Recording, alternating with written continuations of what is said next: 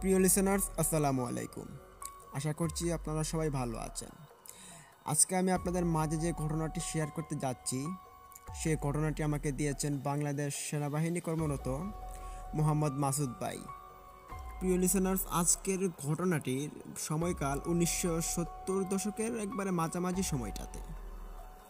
আর ওই ঘটনাটির স্থান আমাদের বাংলাদেশের নোয়াখালী জেলার লক্ষ্মীপুর অঞ্চলের খিদিরপুর নামক একটি গ্রামে। তখনকার সময়ে ওই গ্রামে অনেক পরিমাণে খাল ছিল, যে খালগুলো দিয়ে পানি পরিবাহিত হয়ে বিলের দিকে অতিবাহিত হতো।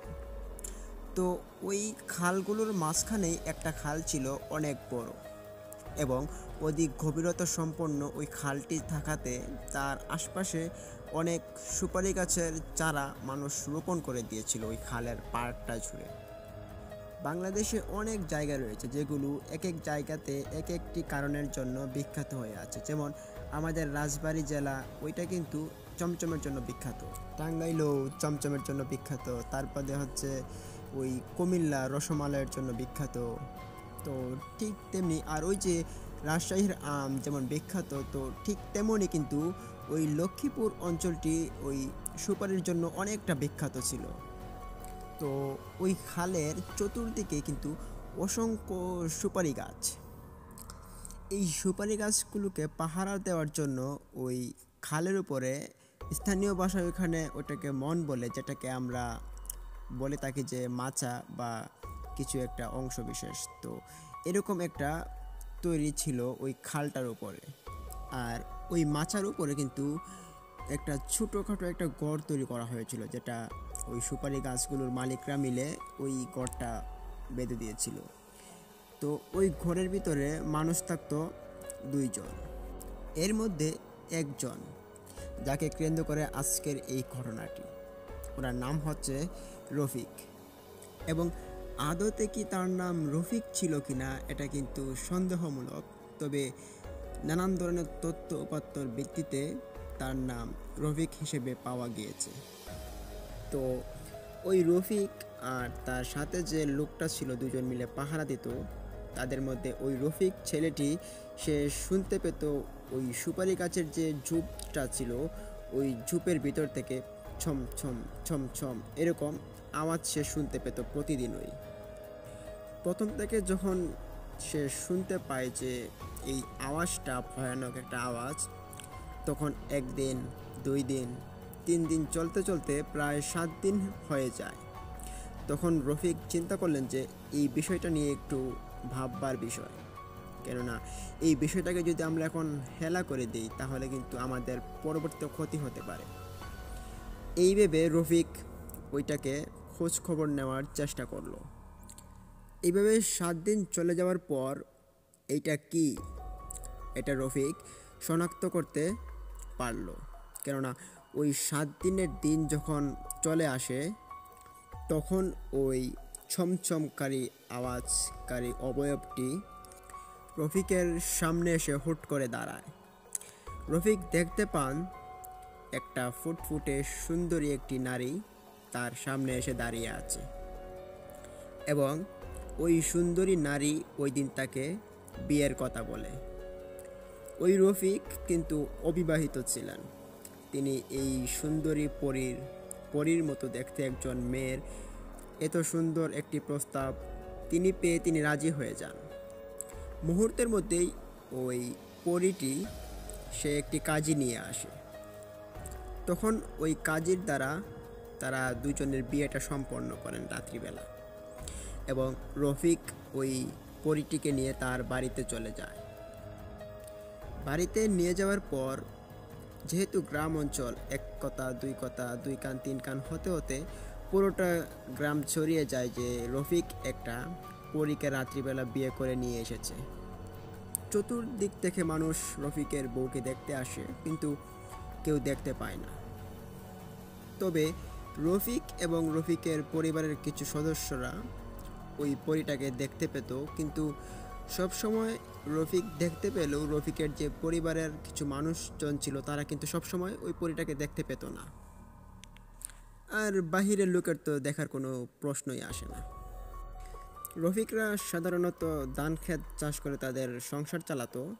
রফিকের বাবা ভাই ধান খেতে চাষ করতো, তবে অনেক সময় যখন রফিকের মা ধান সিদ্ধ দিতেন বাইরে, ওই ধান সিদ্ধ দেওয়ার সময় মানুষ দেখতে পেত যে রফিকের মায়ের উপরে কেউ কেউ একজন ছাতা ধরে আছে। ছাতাটা ধরা আছে, কিন্তু কে ধরে আছে ওইটা দেখা যাচ্ছে না। এরই মধ্যে স্বাভাবিকভাবেই কিন্তু রফিকদের পরিবারের দিনকালটা ভালোই চলে যাচ্ছিল। একদিন রফিক তার মাকে রাত্রিবেলা বাড়িতে ডেকে এনে বলল যে, মা, তোমার যে বৌমা প্রথম দিন যে শাড়িটা পরে আমাকে বিয়ে করেছিল, ওই শাড়িটা তুমি তাকে কখনো আর দিও না। এটা তোমার কাছে আমি রেখে দিলাম আমানত হিসেবে। তো তার মা বলল, আচ্ছা ঠিক আছে, কেউ চাইলে আমি দিব না, তোর বউকে আমি দিব না। এইভাবে সাধারণভাবে দিন তাদের কাটছিল। এরই মধ্যে তখনকার সময়ে একজন ভালো বিচারক, তিনি ওই এলাকাতে আর কি বিচার টিচার পড়িয়ে থাকতেন, তিনি একদিন রফিকের বাড়িতে গিয়ে উঠলেন এবং উঠে বললেন যে, রফিক, তোমার ওয়াইফের সাথে আমার কিছু জরুরি কথা আছে, তোমার ওয়াইফকে একটু ডেকে দাও আমার কাছে। তখন রফিক বলল যে, হ্যাঁ চাচা, ঘরে যান, ঘরে সে আছে। ঘরে যাওয়ার পর ওই চাচাটা জিজ্ঞেস করলেন যে, বৌমা, তুমি তো এই এলাকাতে বিয়ে করে এসেছো, আর আমার অর্ডার ছাড়া তো এই এলাকাতে মানুষ বিয়ে করে না। যেহেতু বিয়েটা হয়ে গিয়েছে, তবে আমার কাছে একটু তোমাকে খটকা লাগছে। তোমাকে তো আমি আর এর আগে কোনোদিন দেখিনি। এই 4-5টা গ্রাম জুড়ে আমি প্রত্যেকটা মেয়ে ছেলেকে চিনি মোটামুটি, তবে তোমাকে তো আমি এই গ্রামে আগে কোনো দিনও ওই গ্রামের কোনো আশপাশে আমি দেখিনি। আচ্ছা যাক, যেটা হয়েছে হয়েছে। এবার তোমার বিয়ের দাওয়াতটা না হয় খেলাম না, তবে তুমি তো আমাকে মিষ্টিও খাওয়ালে না। তুমি যে বিয়ে করলে আমাদের বাতিজাকে, তো মিষ্টি কোথায়? এই কথা বলার সাথে সাথে বেশ মাত্র কয়েক মিনিট সময় লেগেছে। হুট করে দেখা যায় ঘরের ভিতরে 8-10 কেজির মতো মিষ্টি হবে কেউ একজন তার ঘরে দিয়ে চলে গিয়েছে, এবং কিন্তু কাউকে দেখা যাচ্ছিল না যে কে মিষ্টিটা নিয়ে এসেছিল। তখন চাচা এটা লক্ষ্য করতে পারেন এবং তিনি খুব বেশি অবাক হননি, কেননা তিনি জানতেন যে পরীরা বা জিনেরা এরকম মিষ্টি তারা হুট করে নিয়ে আসতে পারে কোথাও থেকে। কিন্তু ওই চাচাটা একটা বিষয়ে খুব ভয় পান, সেটা হচ্ছে হঠাৎ করে তিনি লক্ষ্য করতে পারেন যে হুট করে ওনার কাছে একটা ভয়ঙ্কর শব্দ ওনার কানে এসে উপস্থিত হয়েছে, এবং ওই ভয়ঙ্কর শব্দের সঙ্গে কথাগুলো ভেসে আসছিল। চাচাকে বলছিলেন যে, কোনো কিছুর সঙ্গে আমাকে কম্পেয়ার করবি না, কোনো কিছুর সাথে আমার তুলনা করবি না, আর আমার সাথে কোনো দিন কোনো রকমের অহেতুক কথা বলার চেষ্টাও করবি না। যদি তার কোনো একটা চেষ্টাও করিস, খুব খারাপ হবে। ভয়ঙ্কর এই শব্দটি শোনার পর শুধু যে ওই চাচাটাই ভয় পেয়েছিলেন তা কিন্তু নয়, ওই বাড়ির যে যত রকমের সদস্যরা ছিল সবাই এই শব্দটি শুনতে পায়, কথাগুলো শুনতে পায়, এবং সবাই একইভাবে ভয় পায়। ওই চাচা তখন ভয় পেয়ে বাড়ি থেকে বেরিয়ে চলে যান, এবং শেষে ওই চাচা কোনো দিনও কিন্তু ওই পরীর উদ্দেশ্যে, ওই পরীর কোনো খোঁজখবর নেওয়ার কথা তিনি ওই বাড়িতে আর কোনো দিন যাননি। যাই হোক, এর মধ্যে ঘটে যায় আরও একটি ঘটনা। সেটি, রফিক ওই দিন বাড়িতে ছিল না। সন্ধ্যা হতে হতে অনেকটা দেরি হয়ে যাচ্ছিল। রফিকের সুপারি গাছ পাহারায় নিয়োজিত ছিল। তো ওই রাতে ওই পরীটা কী করলো, গিয়ে রফিকের মাকে গিয়ে বলল যে, মা, আমার ওই যে প্রথম দিন যে এসেছিলাম শাড়িটা পরে, ওই শাড়িটা একটু আমাকে দেন তো। রফিকের মা প্রথমে বললেন যে, এই শাড়ি দিয়ে কী করবা? বলেন না যে আমার এটা একটু প্রয়োজন আছে, এটা আমাকে দিন। তো উনি প্রথমে শাড়িটা না দিতে চাইলেও প্রথম অত গভীর কিন্তু উনি চিন্তা ভাবনা করে নাই। তিনি তখন ভাবছেন যে রফিকও বাড়িতে নেই, তবে সে শাড়িটা চাচ্ছে, যেহেতু সে এখন আমাদের একজন ফ্যামিলির মেম্বার, আর সে তো আমাদের মতো মানুষও না, সে জিন সম্প্রদায়। সুতরাং এখন যদি তাকে তার শাড়িটা না দেই, তারপর যদি সে রাগ করে, তো জাস্ট এতটুকু চিন্তা করে ওই শাড়িটি ওই মেয়েকে দিয়ে দেন তিনি। যখনই ওই শাড়িটা ওই মেয়েটিকে দিয়ে দিল, ঠিক তখনই ওই বাড়ির চারপাশ দিয়ে ঝুম ঝুম ঝুম ঝুম করে শব্দ শুরু হয়েছে পুরো বাড়িতে।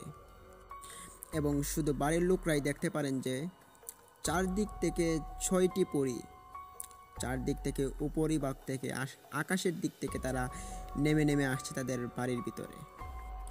6টি পরী যখন উঠোনে এসে লামার পর ওই যে একটি পরী যেটা রফিক বিয়ে করেছিল, ওই পরীটাকে 6জন মিলে ধরে এবং ধরার পর তার উপরের দিক থেকে টান শুরু করে এবং ঝুমঝুম শব্দের আওয়াজে তাকে উপরে নিয়ে চলে যায়। পরবর্তীতে রফিক বাড়িতে ফিরে এসে দেখতে পায় এরকম ঘটনা ঘটে গিয়েছে তার বাড়িতে। তখন তার মাকে বলছে যে হায় হায়, তুমি এটা কি করেছো, কেন এটা দিয়ে দিলে? তখন রফিকের মা বলে, আমি আসলে বাবা বুঝতে পারিনি এটা দিলে যে এমন একটা কাণ্ড হয়ে যাবে, আমি এই বিষয়টাকে এতটা গভীরভাবে চিন্তা করিনি। তখন রফিক তার মাকে কিছু ঘটনা বলে। সেটি হচ্ছে, রফিক কোনো এক রাতের বেলায় সে বাড়ি ফিরছিল। সাধারণত গ্রামের লোকজন যারা রাত্রি বিরতি ঘোরাফেরা করে বাইরে, তারা কিন্তু বেশ সাহসী হয়ে থাকে। তো তার মধ্যে রফিকও কিন্তু এরকম একজন গ্রামের সাহসী একজন ছেলে ছিল। তখন রফিক একদিন বাড়িতে ফেরার সময় সে দেখতে পায় একটি ঝোপের কাছে ধুপধাপ ধুপধাপ শব্দ হচ্ছিল। মনে হচ্ছিল বেশ কিছু মানুষ ওইখানে গোসল করছিল। রফিক মনোযোগ দিয়ে খেয়াল করে তার কাছে মনে হচ্ছিল এখানে বেশ কয়েকজন মেয়ে গোসল করছিল। তো রফিকের উচিত ছিল এখান থেকে সে দ্রুত বাড়িতে চলে যাওয়া, কিন্তু রফিক যেটা করে, সে বাড়িতে যাওয়ার কথা না ভেবে সে ওই দিকে আরও এগোতে থাকে আস্তে আস্তে করে। এবং এক পর্যায়ে এগিয়ে এসে দেখতে পায় যে ওই পুকুরের ঘাটে বেশ কয়েকজন মানুষের কাপড় একসাথে দলবদ্ধভাবে ওইখানে রাখা। তখন রফিকের মাথায় একটি দুষ্ট বুদ্ধি খেলে। সে চুপচাপ ওই কাপড়গুলোকে নিয়ে একটি ঝোপের আড়ালে গিয়ে বসে থাকে। কিছুক্ষণ পর ওই পুকুরে গোসল করা তখন ছিল 7জন মেয়ে ছিল। যখন মেয়েগুলো দেখলো যে তাদের কাপড় এখানে নেই, তখন তারা চিৎকার শুরু করে দিল, এ আমার কাপড় কই, আমার কাপড় কই, কাপড়টা কে নিল, কোন চুরে নিল?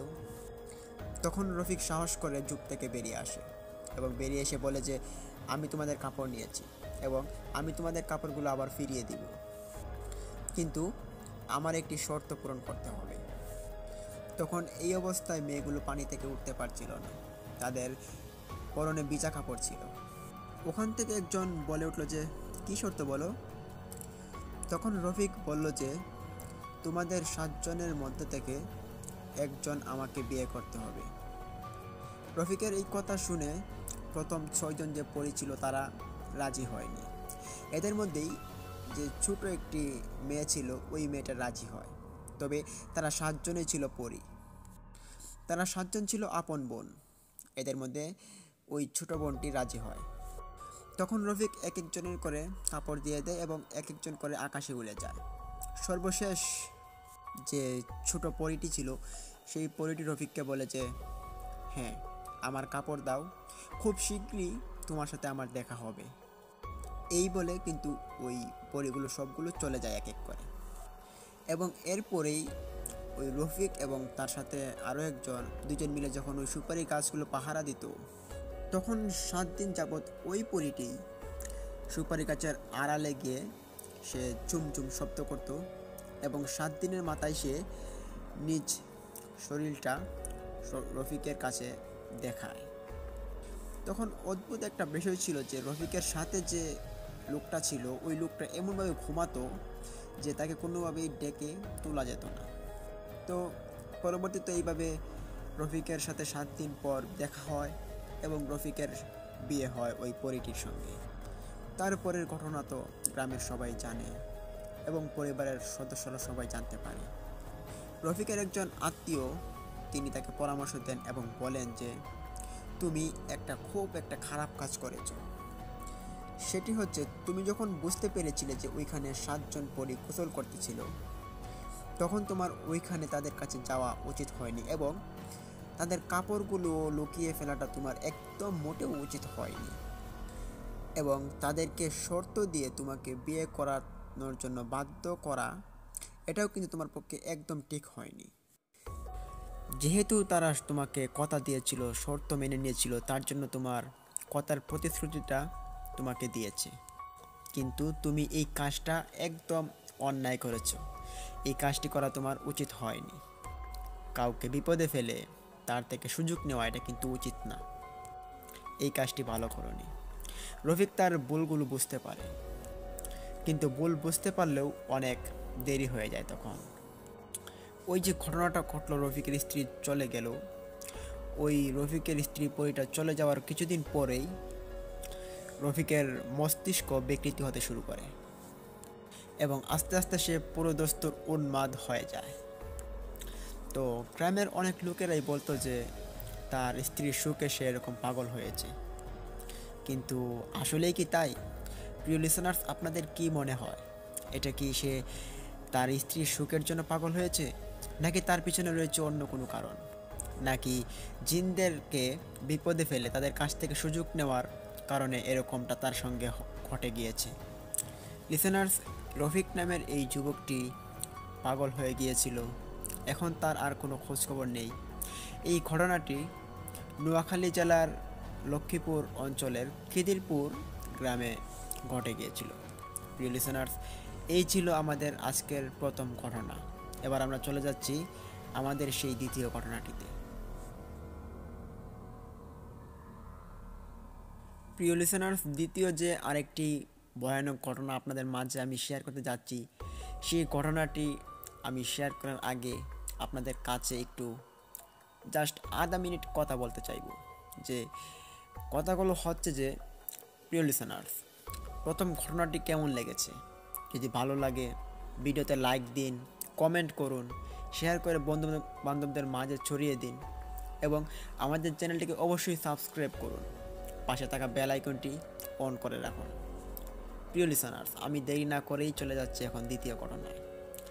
দ্বিতীয় ঘটনাটি যে আপনাদের মাঝে আমি শেয়ার করতে যাচ্ছি, সেই ঘটনাটি ঘটে যায় আমাদের বাংলাদেশেই। এটি সিলেট জেলার জকিগঞ্জ নামক একটি ইউনিয়ন রয়েছে। ওই ইউনিয়নের একটি গ্রাম রয়েছে, যে গ্রামটার নাম হচ্ছে ত্রিগাঙ্গা গ্রাম। ওই ত্রিগাঙ্গা গ্রামের মধ্যে একটি বেশ বড় রকমের একটা এই গাং আছে, যে গাংটার মধ্যে অনেক মানুষ গোসল করে থাকে গরমের দিন। ওই গাংটার মধ্যে মানুষ গরু গোসল করায়, মানুষের যে বৈশাখ মাসে ধান ক্ষেত তোলা হয়, ওই যে একটা প্রাকৃতিক সৌন্দর্য, ওই সৌন্দর্যটা ওই ত্রিগাঙ্গা গাঙ্গের পাশ দিয়ে মানুষের সুন্দর একটা মোহরও ওইখানে ছিল। প্রিয় লিসেনার্স, এই সুন্দর একটি জায়গার মধ্যে একটি ভয়ানক অবিশ্বাস্য একটি দুর্লভময় কাহিনী ঘটে গিয়েছিল, যেটি শোনার পর সবার গা কাটা দিয়ে উঠেছিল এবং আমি আশা করি আপনাদের গাটাও শিউরে উঠতে পারে। প্রিয় লিসেনার্স, এই যে মুহূর্তে ঘটনাটি শেয়ার করতে যাচ্ছি, সেই ঘটনার পরিপ্রেক্ষিতে যে ছেলেটি শিকার হয়েছেন, সেই ছেলেটি ছিল অনেক ভালো একজন ছেলে। ছেলেটি অনেক মেধাবী ছিল। ওই ছেলেটার নাম ছিল মেহেদি। তো মেহেদি তার যে আমেরিকা যাওয়ার জন্য তার ভিসা হয়েছিল, ওই আমেরিকা যাওয়ার জন্য তার সব কিছু কমপ্লিট হয়ে গিয়েছিল। যে ছেলেটা আমেরিকা যাওয়ার জন্য সব কিছু কমপ্লিট হয়ে যায় এবং এক সপ্তাহ বাকি রয়েছে তার ফ্লাইটের সময়, এর আগে তার এক ভয়ানক মৃত্যু। এটা কিন্তু একটু ভাববার বিষয় প্রিয় লিসেনার্স। তবে এটি এমন একটি পর্যায়ে মোড় নিয়েছে যেটি সবাইকে কাঁদিয়ে যায়। প্রিয় লিসেনার্স, ওই মেহেদি ছেলেটি সে গাঙের মধ্যে ছোটোবেলা থেকেই মাছ মারত। মাছ মেরে সে বড় হয়েছে। তার বাবাও ওইখানে মাছ মারত, তবে তার বাবা খুব কম মাছ মারত এবং তার যে দাদা ছিল, ওই দাদা উনি বেশি মাছ মারতেন। ওই দাদার সঙ্গে প্রতিদিন তিনি মাছ মারতে যেতেন, জাল নিয়ে, কোচ নিয়ে, রাত্রিবেলাও মাছ মারতে বের হতেন কোনো দিন। এইভাবে মাছ মারতে মারতে ওই যে মেহেদি ভাইয়ের সঙ্গে প্রথম দিন যে ঘটনাটি ঘটে, সেই ঘটনাটি উনি পাত্তা দেননি। তো ওই দিনে ঘটনাটা ছিল এমন যে মেহেদি ভাই তখন ওই গাঙ্গে মাছ মারতে যান। ওনার সাথে একজন বন্ধু ছিলেন, তবে ওই দিন কিন্তু ওনার দাদা ছিল না সাথে, বন্ধুর সাথে গিয়েছিলেন। ওই দিন তিনি জাল নিয়ে গিয়েছিলেন, কারেন্টের জাল বলা হয়ে থাকে আঞ্চলিক ভাষায় ওইটাকে। ওই কারেন্টের জাল যখন পানিতে পাতলেন, পাতার পর তিনি ওই জালটাকে যখন একটা গুড়ান দিয়ে আসবেন, তবে ওই সময়টা ছিল গরমের সিজন, তখন পানি হচ্ছিল মোটামুটি। ওই নতুন পানির মধ্যে কারেন্টের জাল পাতত, তার কারণ হচ্ছে ওই নতুন পানিতে কিন্তু অনেক প্রচুর পরিমাণে মাছ লাগে। তো এমনইভাবে তিনি জালটা ফিট করলেন পুরো গাঙের এক কিনারে।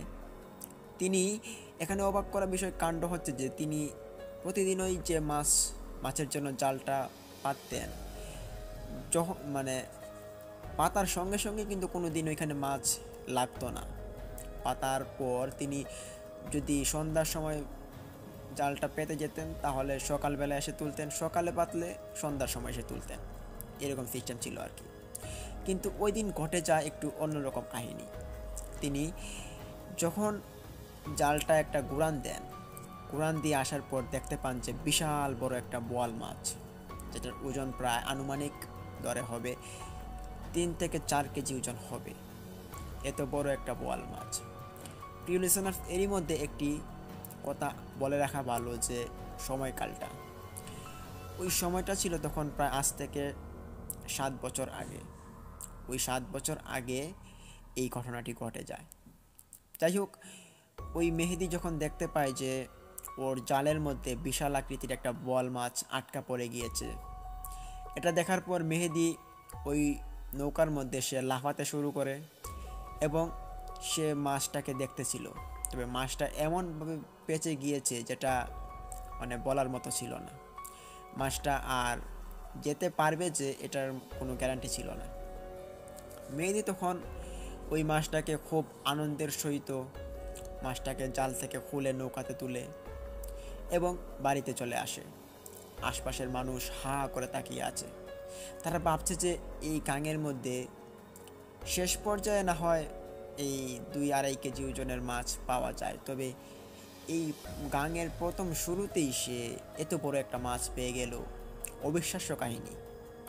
সবাই তখন ভাবছিল ওই মেহেদির ঘটনাটি নিয়ে। মেহেদির ঘটনাটি পুরো এলাকাকে ছুঁয়ে দেয়।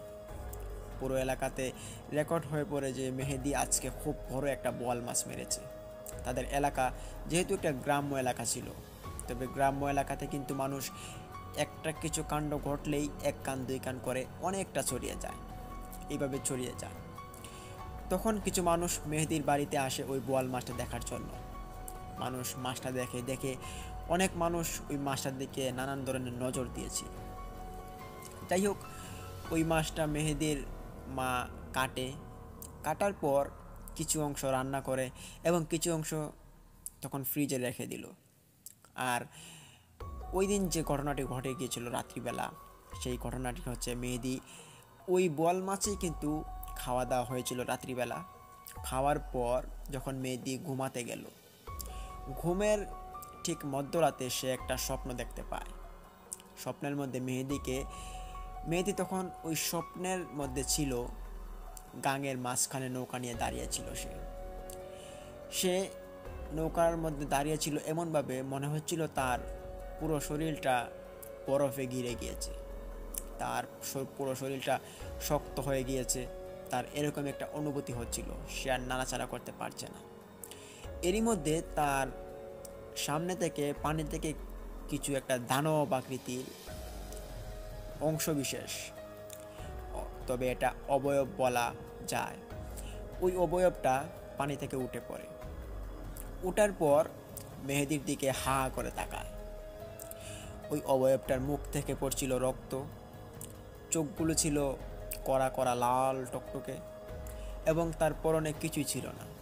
সে ছিল একদম ল্যাংটা, তবে সে মানুষের মতো ছিল না। এইটা দেখার পর মেহেদি খুব ভয় পায় এবং সে ওইখানে নৌকা থেকে পড়ে যায়। এটা স্বপ্নের ঘটনা। স্বপ্নের মধ্যে যখন সে নৌকা থেকে পড়ে যায় পানিতে, তখন সে কাতরাতে থাকে এবং কাতরাতে যখন নৌকাটাতে এক পর্যায়ে এক হাতে তিনি ভর করে ধরে রাখেন, তখন তিনি শুনতে পান যে ওই অবয়বটা ওনাকে কিছু একটা বলছেন। উনি যতটুকু বলতে পেরেছেন, মানে যতটুকু শুনতে পেরেছেন, ততটুকুই ওনার পরিবারকে বলেছিলেন। উনি ঘুম থেকে ওঠার পর ওনার পরিবারের লোকজন এসে জিজ্ঞেস করে যে, মেহেদি কি হয়েছে, এত হতাশ দেখাচ্ছে কেন তোমাকে, আমাদেরকে খুলে বলো কি ঘটনা ঘটেছে তোমার সঙ্গে। তখন মেহেদি উত্তরে বলল যে, আমার খুব খারাপ একটা স্বপ্ন দেখেছি।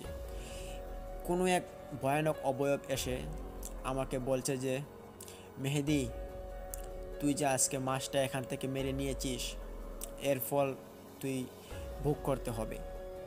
তুই এই কাজটা একদম ঠিক করিসনি, তাড়াতাড়ি এই মাছটাকে আবার ওই গাঙে ছেড়ে চলে আয়।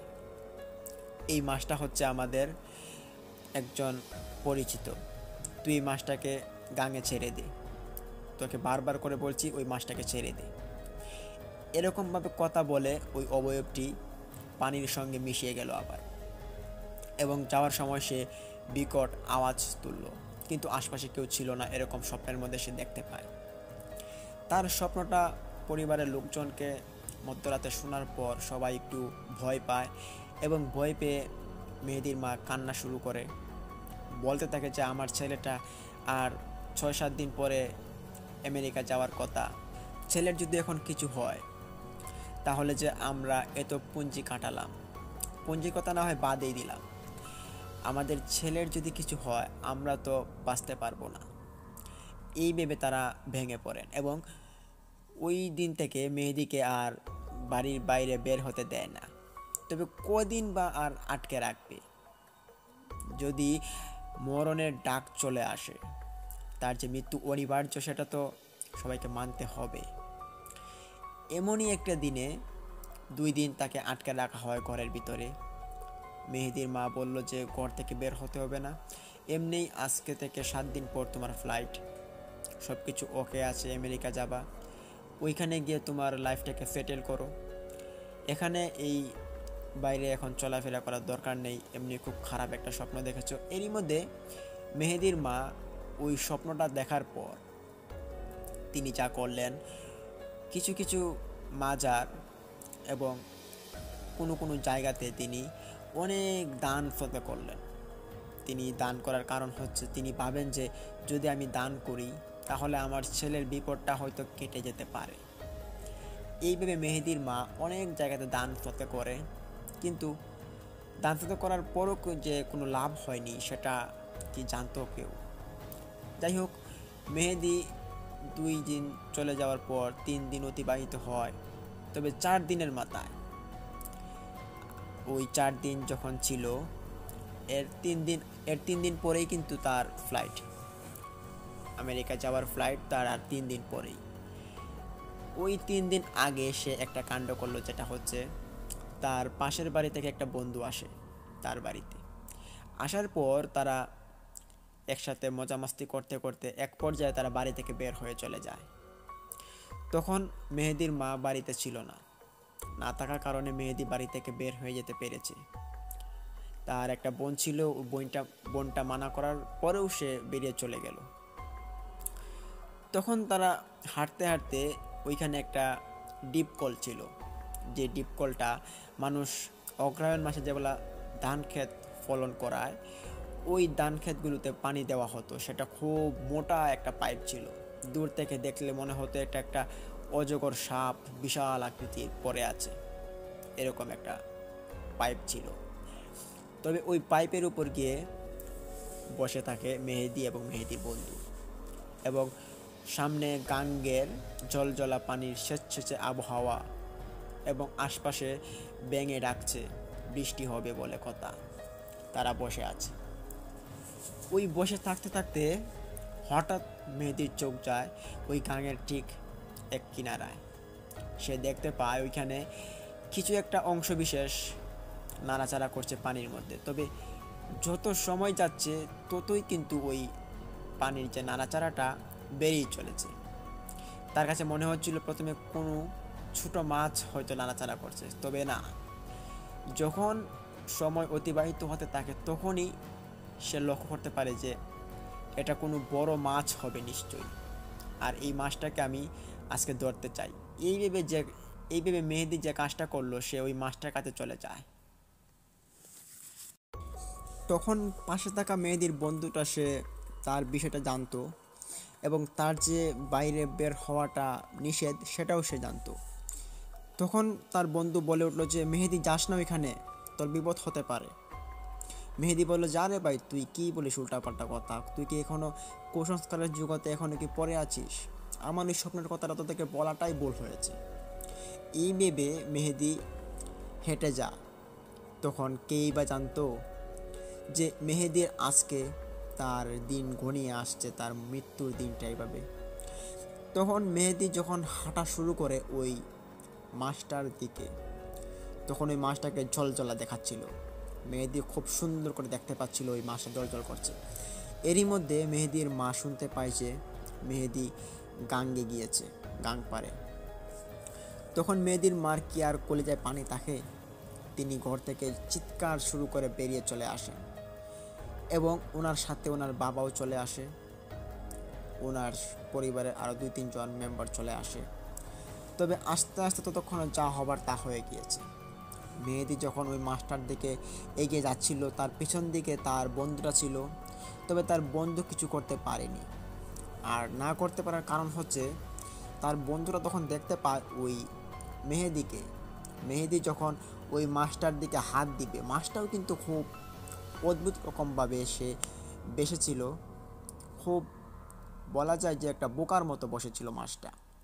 সে যখন ধরতে যাবে তখনই পানির নিচ থেকে লাল টুকটুক একটা হাত বেরিয়ে আসে, লম্বা একটা হাত, যে হাতটা এসে মেহেদির পায়ে চেপে ধরে।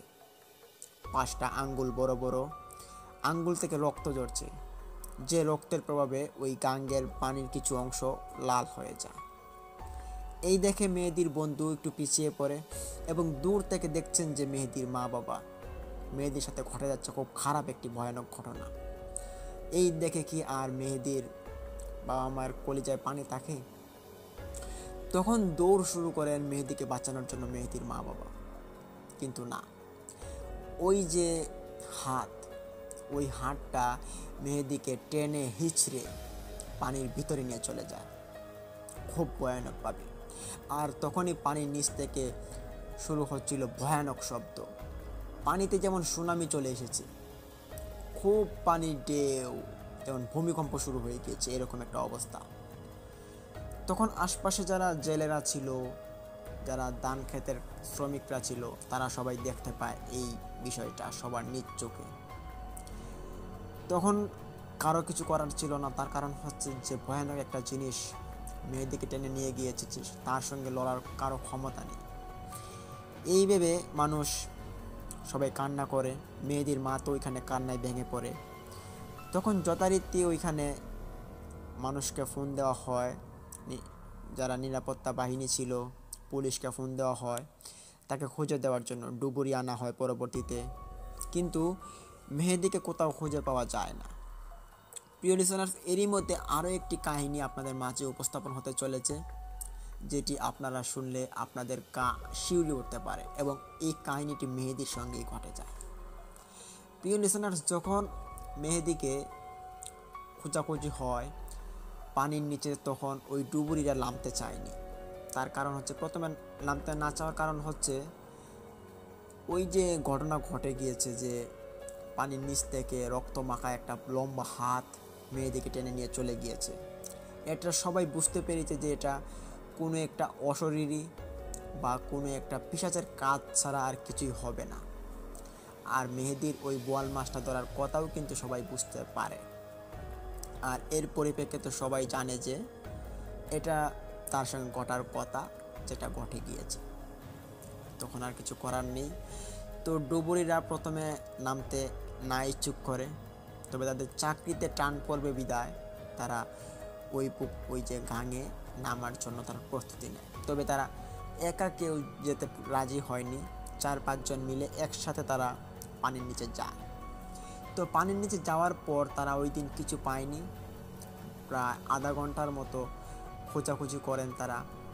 তবে এতক্ষণ খোঁজাখুঁজির প্রয়োজন ছিল না, তার কারণ হচ্ছে গাং অনেকটা কম গর্ত ছিল। প্রায় ওই সময় যে পানি হচ্ছিল তখন থেকে প্রায় 15 কি 17 ফিট পানি ছিল। ওই পানির মধ্যে যে এভাবে সে হারিয়ে যাবে সেটা কিন্তু একটা কল্পনার বাইরে।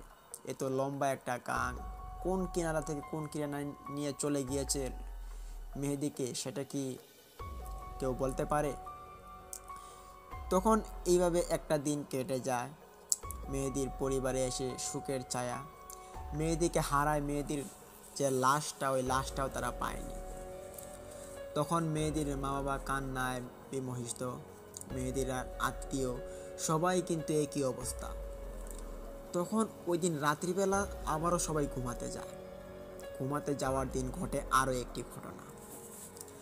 মেহেদির মা যখন ঘুমায় তখন মধ্যরাতে প্রায় তিনি ওই দিন আরও একটা স্বপ্ন দেখেন। স্বপ্নের মধ্যে তিনি দেখতেছিলেন যে উনি পানির মাঝখানে ভাসমান অবস্থায় দাঁড়িয়ে আছেন এবং পানির নিচ থেকে একটা হাত বেরিয়ে এসেছে, রক্তমাখা সেই হাতটা।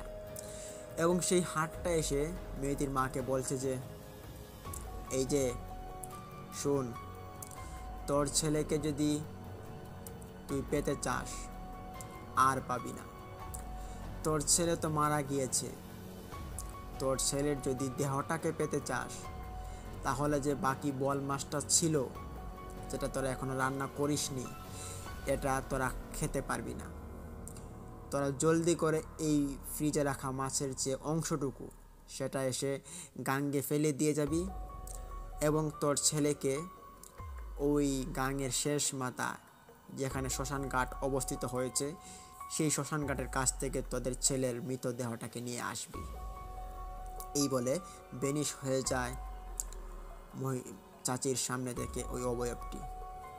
তখন চাচি খুব ভয় পেয়ে তিনি বিছানা থেকে উঠে চিৎকার চেঁচামেচি করেন। ওনার চিৎকার শুনে মানুষজন জড়ো হয় রাত্রিবেলা এবং তিনি সবাইকে ওই ঘটনাটা খুলে বলেন। সবাই ঘটনাটা শোনার পর যেটা অনুমান করলেন যে ওইখানে মুরব্বীরা বলছিলেন যে হ্যাঁ হ্যাঁ এটাই ভালো হবে, মাছটা নিয়ে ফেলে দাও, ছেলেকে তো হারিয়েছি, এখন ছেলের মৃতদেহটাকে যদি পাই তাহলে তো মনের একটু স্বস্তি হবে, ছেলেটাকে দাফন দিতে তো অন্তত পারবো। এই ভেবে ওই মেহেদির মা, মেহেদির বাবা তারা সিদ্ধান্ত নিলেন যে ফজরের আজানের পরেই তারা ওই গাঙে যেখানে মেহেদি ডুবে গিয়েছে ওইখানে ওই যে বোয়াল মাছের যে গোস্তটুকু ছিল, মাংসটুকু, ওইগুলো ফেলে দিয়ে চলে আসবে। এইভাবে যথারীতি ওনারা সকাল হওয়ার পর, তখন কিন্তু রাত্রিবেলা ওদের ঘুম ছিল না, আর তাদের ঘুম হারাম হয়ে গিয়েছে। তখন তারা সবাই মিলে ওই মাংসটুকুকে, মানে ওই বোয়াল মাছের যে মাংসটুকু ছিল ওই মাংসটুকুকে বের করে নেয়, একটা বলে ছড়িয়ে দেয় এবং ওই বলের মধ্যে মাংসগুলো রাখার পর দেখতে পান যে, মানে মেহেদির মা লক্ষ্য করে দেখতে পান ওই মাংসগুলো কাটা অবস্থায় আছে, যেহেতু তিনি কেটে রেখেছেন। তবে এখানে একটা অদ্ভুত লক্ষণীয় বিষয় হচ্ছে যে ইনি আরও একটা বিষয় লক্ষ্য করতে পারেন, ইনি দেখতে পান ওই যে মাংসগুলো ওইগুলো নাড়াচাড়া করছে। খুব অদ্ভুত এই মাংসগুলো যে নাড়াচাড়া করছে, যেমন মনে হচ্ছে গরু জবাই করলে গরুর শরীরের মাংসটুকু যেভাবে নাড়াচাড়া করে, হালকা করে, এইভাবে নাড়াচাড়া করছে। এই নাড়াচাড়া দেখার পর মেহেদির মা আর বোঝার বাকি রইল না, তিনি তো বুঝতেই পেরেছেন যে এটা খুব খারাপ কিছু হতে চলেছে। ওই মাংসটুকু হতে পারে ওই পিশাচগুলোর কোনো একটা জাত হবে। এই ভেবে তারা ফেলে দিয়ে চলে আসে ওই মাংসগুলোকে। পরদিন ফেলে এসে তারা দোয়া করে ওদের ছেলেকে ফিরিয়ে দেওয়ার জন্য।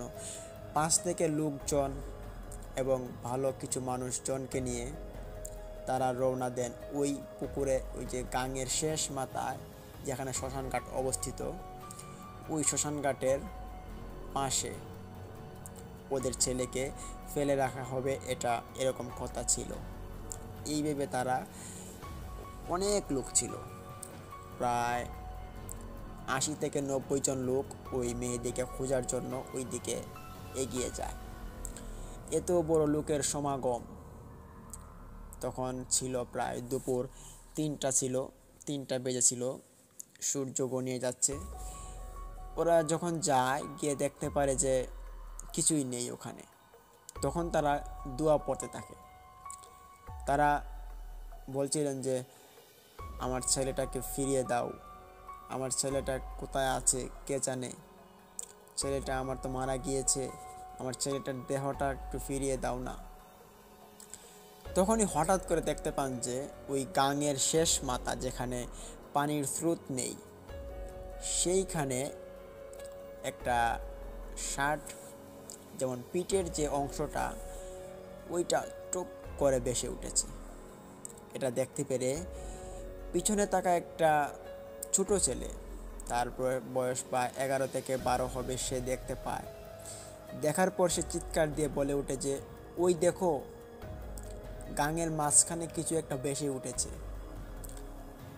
সবাই ওই ছেলেটার কথা শুনে গাঙের মাঝখানে চোখ রাখে এবং দেখতে পায় যে গাঙের মাঝখানে একটা মানুষের মতো পিঠ ভেসে আছে এবং শার্টটা খুব চিনা চিনা। তবে ওই কে ভেসে আছে এটা কিন্তু কেউ অনুমান করতে পারেনি তখন, যেহেতু সবার মনে মনে অনুমান করা হয়ে গিয়েছে এটা মেহেদীর লাশ। তবে মেহেদী যে হতে পারে এটা কিন্তু কেউ ভাবেনি। তখন দুইজন সাহসী লোক ওইখানে, তারা লাফ দিয়ে পানিতে নেমে পড়ে। পানিতে নামার পর ওই মেহেদীর কাছে চলে যায়।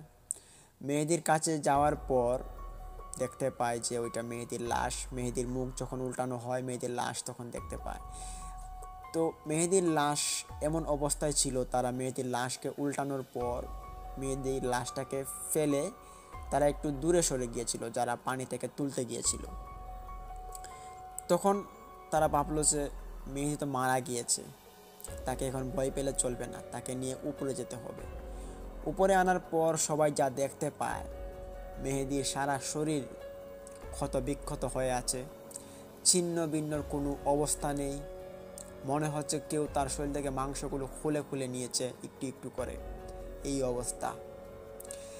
অবস্থা দেখার পর কি মেহেদীর মায়ের মন মেজাজ ভালো থাকে?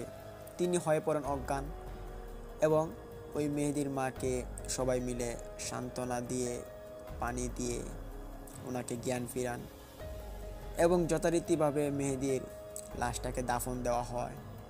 এবং এরই মধ্যে দিয়ে ওই মেহেদীর পরিবারটার মধ্যে একটা সুখের ছায়া নেমে আসে। মেহেদী ছিল তাদের পরিবারের মধ্যে একজন কর্মদক্ষতা একজন ছেলে, মেধাবী একজন ছেলে ছিল, যার আমেরিকা যাওয়ার কথাও ছিল। প্রায় 2 দিন আগে, ফ্লাইটের 2 দিন আগে তার এরকম হয়েছিল। অনেক টাকা তারা মার খেয়েছে, তো টিকিটটা যেহেতু মিস হয়ে গিয়েছে। তো প্রিয় লিসনার্স, এই ছিল আমাদের আজকের দ্বিতীয় ঘটনা। ইতিমধ্যেই আমি চলে যাচ্ছি আরও একটি ঘটনাতে এবং এটি হচ্ছে আমাদের লাস্ট ঘটনা এবং এই ঘটনাটি আমি মনে করি আপনাদের অনেকটা ভালো লাগবে। তো প্রিয় লিসনার্স, আমি তৃতীয় ঘটনাটি শুরু করার আগে আবারও আপনাদের মাঝে বলবো যে আমাদের এই চ্যানেলটিকে সাবস্ক্রাইব করুন। প্রিয় লিসনার্স, আমি চলে যাচ্ছি এখন তৃতীয় ঘটনায়। তৃতীয় ঘটনাটি যে ঘটে গিয়েছিল সেই ঘটনাটির ঘটনাস্থল হচ্ছে বাংলাদেশের যে কিশোরগঞ্জ জেলা, ওইখানে একটা মুক্তমঞ্চ নামের একটি এলাকা রয়েছে। ওই মুক্তমঞ্চ এলাকার ভিতরে ওইখানে একজন লোক থাকতেন, যিনি অনেক পুরনো একজন লোক ছিলেন। ওনার বয়স অনেক ছিল, যার কোনো সীমা হয় না। তো ওই লোকটাকে কিন্তু যারা আমাদের দাদারা ছিল ওরাও কিন্তু দেখতেন এবং অবাক হতেন, ভাবতেন যে এই লোকটা আমাদের কত আগে এসেছে, এখনও বেঁচে আছে। এমনকি আমাদের যে বাবারা ছিল তারাও কিন্তু দেখতে পেতেন যে ওই লোকটাকে। তো ওই লোকটার কাহিনীটাই আপনাদের মাঝে এখন আমি বলতে চাচ্ছি, যে ওই লোকটার সাথে ঘটে যাওয়া কাহিনীগুলো, যে কাহিনীগুলো পুরো এলাকা জুড়ে ইতিহাস হয়ে রেকর্ড হয়ে গিয়েছে। প্রিয় লিসনার্স, ওই লোকটার নাম ছিল আজিমউদ্দিন। ওই আজিমউদ্দিন লোকটার নামের কারণে ওনার একটা স্কুলও কিন্তু নির্মাণ করা হয়েছে ওই মুক্তমঞ্চ এলাকাটার পাশ দিয়ে। এর কারণ হচ্ছে বহুল কাহিনী। প্রিয় লিসনার্স, এই কাহিনীর মধ্যে একটি কাহিনী আপনাদের মাঝে আমি এখন উপস্থাপন করতে যাচ্ছি। শুরুতেই আমি যেটা বলতে চাইবো সেটা হচ্ছে আজিমুদ্দিন চাচার যে বয়সটা এবং ওনার যে স্ত্রী ছিল সেটা কখন ছিল, কীভাবে ছিল, সেটা কিন্তু জানা খুব একটা বিস্ময়কর বিষয়। তার কারণ হচ্ছে আজিমুদ্দিন চাচা যখন থেকে ওনাকে মানুষজন চিনতেন তখন থেকে ওনার কেউ ছিল না। উনি তখন থেকেই নিতান্তই একা ছিলেন। আর ওনার বাড়ি কোথায় ছিল সেটাও কিন্তু উনি কাউকে কোনোদিন বলেনি। তবে ওনার মৃত্যু হয়েছে এখানেই। ওই আজিমুদ্দিন চাচা তিনি খুব বিখ্যাত একজন লোক হয়ে ওঠেন ওই মুক্তমঞ্চ এলাকাটি। তার পিছনে কারণ রয়েছে অটুট। একদিন, আচ্ছা এখন ঘটনা বলা যাক আজিমুদ্দিন চাচার বিশেষ একটি ঘটনা।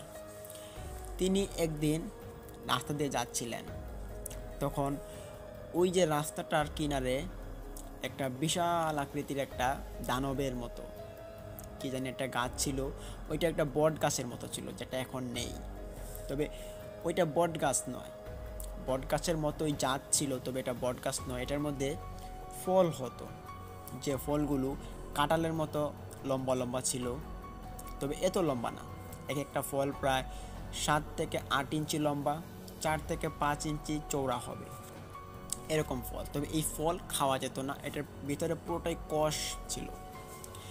এই ফল যে বট গাছটা, তো ওই বট গাছটা কেন্দ্র করে একটি ভয়ানক কর্মকাণ্ড এখানে ঘটে, যেটার সমাধান কিনা ওই যে আজিমুদ্দিন চাচাই কিন্তু দেন। এবং ওই আজিমুদ্দিন চাচার কারণেই আজকে এই যে জায়গাটা, এটি একটি পরিবেশমূলক একটি জায়গা হিসেবে ধার্য হয়।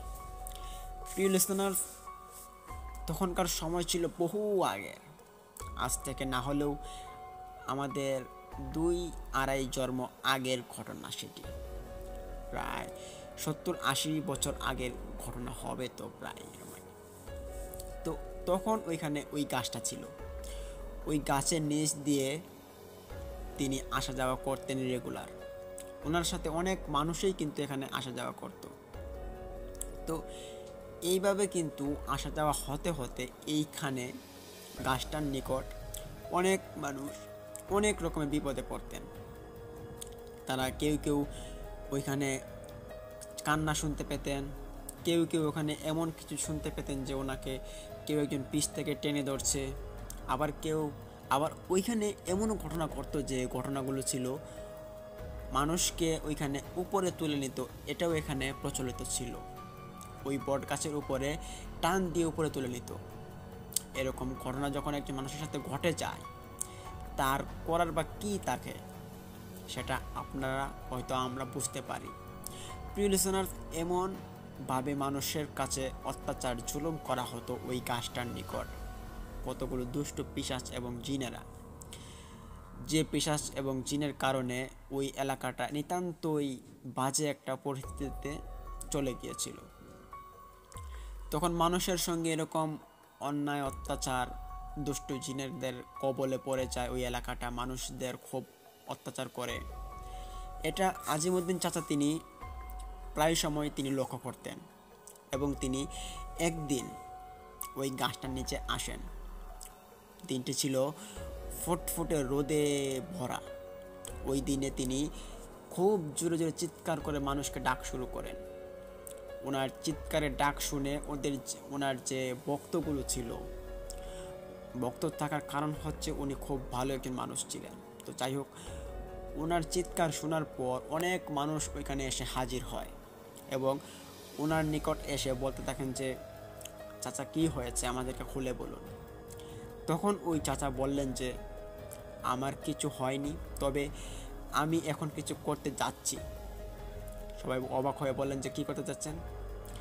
তখন ওই চাচা বললেন যে, আমি এখন যেটা করব সেটা তোমাদের কাছ থেকে পারমিশন নেওয়ার জন্য আমি এখানে তোমাদেরকে ডাকলাম। এই যে গাছটা দেখতে পাচ্ছ, এই গাছের মধ্যে দুষ্ট জিন পেতেরা বাসা বেঁধে আছে। এই গাছের ফল মানুষের মাথায় পড়ে মানুষ আহত হয়, মানুষকে গাছের উপর টেনে তুলে নেওয়া হয়, মানুষের সাথে নানান ধরনের অত্যাচার জুলুম করা হয়, মানুষকে অন্যায়ভাবে মানুষকে নানান ধরনের ক্ষতি করা হয়। এটা কি আমাদের বা তোমাদের এই গ্রামে এরকম একটা ঘটনা ঘটুক, তোমরা এটা চাও? তখন এক স্বরে বলে উঠলো মানুষজন যে না, আমরা এটা চাই না। আপনি এই বিষয়টার একটা ফয়সালা দিতে পারলে আমাদের খুব ভালো হতো, এবং আমরা খুঁজছিলাম কোনো ভালো একজন কবিরাজ যিনি আমাদেরকে এই বিষয়টাতে ফয়সালা দিতে পারবেন। আপনি যদি পারেন তাহলে ভালো। তখন উনি বলে উঠলেন যে আমি পারবো। এই বলে তিনি ওনার মুখ থেকে কিছু মন্ত্র পড়া শুরু করলেন। তিনি ছিলেন খুব বয়স্ক একজন লোক। ওনার মুখে দাঁত ছিল প্রায় 2টা কি 3টা, খুব ভয়ানক ছিল ওনার যে মুখের যে ধরনটা, মানে দাঁতগুলো যে ছিল, তবে খুব সুন্দর ছিলেন। মাথার চুলগুলো ছিল লম্বা লম্বা, বাবরি ছিল, দাড়িগুলো ছিল বেশ লম্বা লম্বা, প্রায় বলা যায় একদম একটা সন্ন্যাসী বললেই চলে। উনি মন্ত্র পড়েন। তখন মন্ত্র পড়তে পড়তে ওদের সামনে দিনের বেলা এমন একটি ঘটনা উপস্থাপন হবে তারা কোনোদিন কল্পনা করতে পারেনি। তারা যখনই ওনার পিছনে দাঁড়ায় ওই এলাকার কিছু মানুষজন, তখন তারা ভাবলেন যে হয়তো উনি মজা করবেন বা কিছু একটা করবেন, যেহেতু জিন পিশাচকে মানুষের পক্ষে দাঁড়ানো সম্ভব না, এবং ওই গাছটাকে না কাটলে তারা যাবেও না, এবং ওই গাছটা কেউ কাটতেও পারবে না, এবং ওই জিনগুলো যাবেও না। কিন্তু না, ঘটনা যে আরও একটা ঘটার বাকি ছিল ওইখানে। ওই চাচা তখন মন্ত্র পড়ার পর এখানে এমন একটি ঘটনা ঘটে, তিনি যখন মন্ত্র পড়া শেষ করে দিলেন, ঠিক তখনই ওই গাছ থেকে কিছু অবয়ব আত্মা বেরিয়ে আসে। আত্মাগুলোকে দেখাচ্ছিল আবছা। সকল মানুষ ওইগুলোকে দেখতে পায়। দেখতে পেরে সবাই, এখানে কিন্তু অনেকজন অজ্ঞান হয়ে পড়ে যায়, কিছুজন মানুষ বাড়িতে চলে যায়, এবং কিছু কিছু মানুষ যারা একটু সাহসী ছিলেন তারাও এখানে দাঁড়িয়ে থাকে। দাঁড়িয়ে দাঁড়িয়ে ওই চাচার পিছনে দেখছিলেন যে তিনি কি করেন। ওনার কাজকর্মগুলো সবাই লক্ষ্য করছিলেন, ফলো করছিলেন, তবে ওইখানে খুব কম মানুষই ছিল। তখন দেখতে পান যে ওই চাচা ওদেরকে বলছিল, এই দুষ্ট পিশাচরা, তোরা চলে যা বলছি, এখান থেকে চলে যা, না হলে তোদের খবর আছে বলে দিলাম। তখন ওই আত্মাগুলো বলে উঠলো যে কি, আমাদেরকে তাড়িয়ে দেওয়া? তোর এত বড় সাহস, তোকে তো আমি খেয়েই ফেলবো আজকে আমরা সবাই মিলে, হ্যাঁ হ্যাঁ হ্যাঁ হ্যাঁ হ্যাঁ। এই বলে সবাই হেসে দিল, আত্মাগুলো, দুষ্ট আত্মা। তখন ওই চাচা ওনার আরও মন্ত্র পড়া শুরু করলেন। ওনার এতটা পাওয়ার ছিল যে মন্ত্র পাওয়ারের কারণে ওই পিশাচগুলো তখন লাল নীলভাবে জ্বলে ওঠে। এমনকি ওই পিশাচগুলোর শরীরে পরবর্তীতে ব্যাখ্যা পাওয়া যায় যে ওদের শরীরে আগুন লেগে গিয়েছে। ইতিমধ্যেই যখন তিনি মন্ত্রগুলো পড়ার পর যখন ওই পিশাচগুলো বুঝতে পারে যে তাদের শরীরে খুব খারাপ কিছু করতে চলেছে, তখন পিশাচগুলো ওনাকে বলে যে এই চলে যা বলছি তুই এখান থেকে, আমাদেরকে বিরক্ত করবি না বলে দিলাম, নাহলে এই এলাকার সব কটাকে মেরে ছাড়বো। তখন কিন্তু উনি হাল ছেড়ে দেওয়ার মতো পাত্র ছিলেন না। তিনি ভাবছেন যে আজকে একটা হ্যাস্ত হবেই, পিশাচগুলোকে হয়তো শেষ করে দেব, নাহলে আমি নিজেই শেষ হয়ে যাব। তখন ওনার এই প্রতিবাদ্বন্দ্বিতে হঠাৎ এক সময় উপর থেকে যে ছায়ামূর্তিগুলো ছিল ওইগুলো ঝাপসা হয়ে মাটিতে পড়ে যায়। তবে মাটিতে পড়ার সাথে সাথে ওইগুলো উদাও হয়ে যায়, এবং কি কোথায় গিয়েছিল এটা কেউ বলতে পারবে না। কিন্তু ঠিক তখনই ওইখানে আরও একটি ঘটনা ঘটে, যে ঘটনাটি সবাই দেখে, যে ওই আজিমউদ্দিন চাচার যে মুখটা ছিল ওই মুখ থেকে রক্ত পড়ছিল, বেশ ভয়ানক দেখাচ্ছিল। উনি খুব ক্লান্ত হয়ে পড়ছিলেন। এইটা দেখে যে মানুষজন ছিল পাশে, ওই মানুষগুলোর যে দৌড়াদৌড়ি, তারপরে অজ্ঞান হয়ে যাওয়া, উপরে এই যে পিশাচের হাতছানি, এটা দেখার পর আসলেই একজন মানুষ ঠিক থাকতেই বা পারে কীভাবে। তখন ওনাকে পানি এনে দেওয়া হয়, কিন্তু না, কোনো কাজ হয় না। ওই রক্তটা তো ক্রমাগত বেরোতেই আছে মুখ দিয়ে, রক্ত অনেকটা বের হয়ে যায়, সারাদিন বের হয় রক্ত। ওই রক্ত প্রভাবে তিনি অনেকটা অসুস্থ হয়ে পড়েন। যাই হোক, পরবর্তীতে তিনি ঠিক হন। তো তবে আসা যাক এই ঘটনাটিতে। তখন ওইখানে যখন ওই গাছের পিশাচগুলোকে বলা হয়েছিল যে তারা এই গাছ থেকে সবাই চলে গিয়েছে, এখন আমাদের এই মুক্তমঞ্চ এলাকাটা একদম নিরাপদে আছে। তখন ওই চাচাকে সবাই মিলে প্রাণ ভরে দোয়া করে দিলেন, কিছু হাদিয়াও দিলেন ওনাকে, দিয়ে বললেন যে আপনার জন্য আজকে আমাদের এই মুক্তমঞ্চ এলাকাটির মানুষজন বেঁচে গিয়েছে। এই যে এখন আরেকটি কাজ যেটি করতে হবে, সেটির কারণে ওনার কাছ থেকে পারমিশন চাইছিলেন, যে তারা ভাবলো যে ওই যে বট গাছের মতো যে গাছটা, ওই গাছটাকে তারা সবাই কেটে দিবে। তার কারণ হচ্ছে এরকম গাছ যদি এলাকার ভিতরে আরও থাকে, আবারও কিন্তু জিন প্রেতরা এসে যে বসবাস স্থাপন করবে না, তার কিন্তু কোনো মানে নেই। তো এই ভেবে কিন্তু ওই গাছটাকে তারা কাটা শুরু করার জন্য লেগে পড়ে। কিন্তু ওইখানে যে ঘটে যায় আরও একটি বিরল কাহিনী, যেটির জন্য কেউ প্রস্তুত ছিল না। প্রিয় লিসেনার্স, এই যে ঘটনাটি, এই ঘটনাটির পরিপ্রেক্ষিতে তারা ভাবলো যে গাছটাকে কেটে দিবে। গাছ কেটে দেওয়ার দিন তারিখ ঠিক করে, ওই দিন তারিখ ঠিক করার সময় ওইখানে একজন মানুষ মারা যায়, যিনি ছিলেন ওই গাছ কাটার জন্য, ওই যে গাছ কাটার যে পরামর্শের মধ্যে একজন ছিলেন, তিনি মারা যান। মারা যাওয়ার পর যা যা করা হয়, দাফন দেওয়া হয়েছিল। তখন এর যে 4-5 দিন পর যে ওই গাছটা কাটবেন, এটা কিন্তু সবাই ফাইনাল ডিসিশনে চলে যান যে গাছটা কেটেই ছাড়বেন। তবে এই গাছ কাটার জন্য যে ওই একজন মানুষ তাদের মধ্যে থেকে মারা গিয়েছেন, তারা কিন্তু কেউ এটা বুঝতে পারেননি। তখন ওই গাছটাকে কাটার জন্য 4 জন শ্রমিক নির্বাচন করা হয়। তাদের সবাইকে রোজ হিসেবে দেওয়া হবে, তারা গাছ কাটবে। কিন্তু এই গাছ কাটতে যাওয়ার পর 4 জন যখন ওই গাছ কাটা শুরু করে, গাছের একাংশ কাটতে না কাটতেই ওইখানে একজন মানুষ কুড়ালের আঘাতে তিনি মারা যান। অ্যাক্সিডেন্ট ভেবে সবাই ওইটাকে ছেড়ে দেয়। তারপর যা করা হয় তা হয়। 2 দিন পর আবারও ওই গাছটাতে 3 জন মিলে গাছ কাটতে যায়, কিন্তু ওই দিন কোনো কাটুরিয়া নয়, ওই দিন মারা গিয়েছিল ওইখানে যে লিডারটা ছিল, যিনি গাছ কাটাচ্ছিলেন, তিনি মারা গিয়েছেন। ওনার মারা যাওয়াটা খুব বিস্ময়কর ছিল। উনিও মারা যাওয়ার পর কেউ কেউ সন্দেহ করছিল যে এই গাছটার কারণেই হয়তো মানুষ মারা যাচ্ছে, আবার কেউ কেউ সন্দেহ করছে যে হয়তো পারে কোনো কিছুর প্রেসারে মারা যাচ্ছে। তবে একইভাবে একই যে সিস্টেমের কাজগুলো চলছে, একই মানুষগুলো মারা যাচ্ছে, এটা একটা ভাববার একটা বিষয় ছিল। তো এইভাবে কিন্তু ভাবনাটা মানুষ বেশি একটা নেয়নি। তারপর দিন যখন আরও একটি কাটুরিয়া মারা যায় হুট করে রাত্রিবেলা, তখন মানুষ বুঝতে পারে যে এটা এই গাছের কারসাজি। এই গাছটা যতদিন থাকবে এবং ওই গাছটাকে মানুষ কাটতে গেলে মানুষ মারা যাবে, এটাই স্বাভাবিক। এই গাছটাতে হয়তো পিশাচরা চলে গিয়েছে, কিন্তু পিশাচরা যে সারা জীবনের জন্য চলে গিয়েছে, এর কি কোনো গ্যারান্টি আছে, নাকি কেউ কোনো গ্যারান্টি দিয়েছে? প্রিয় লিসেনার্স, এই গাছটিকে কয়দিন পর, প্রায় অনেক 3-4 বছর পর কাটা হয়। তখন ওই গাছটি কাটার সময় আর কারো কোনো ক্ষতি হয়নি। তবে এর কিছু বছর পর ওই যে বৃদ্ধাটা ছিল, ওই বৃদ্ধাটা অনেক অসুস্থ হয়ে পড়েন, আজিমউদ্দিন চাচা।